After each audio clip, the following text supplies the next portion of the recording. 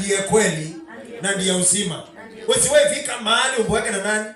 Na Yesu, ama umbweke na Mungu. Maana ukiona umeanza kumbweka na mambo ya Mungu, maisha yako imeanza kuharibika. Tunabarikiwa na Mungu, tunalindwa na Mungu, tunahifadhiwa na Mungu. Na maandiko yanasema ya kwamba ni kila kitu. Yesu ni mambo yote, ndani ya yote. Ukimpata yeye umepata vyote. Wacha kusumbukia ya ulimwengu. Tafuta Bwana Yesu upate vyote.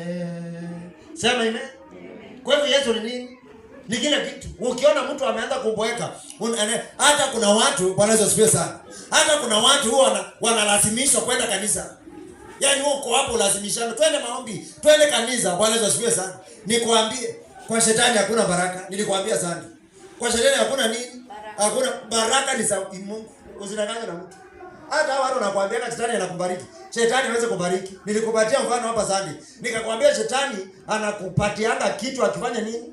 Akichukua. Kwa hivyo Sunday nilikuwa ninaongea nikikufundisha kuhusu baraka za Mungu. Nikakwambia baraka za Mungu number 1 ni maisha marefu. Bwana Yesu asifiwe sana.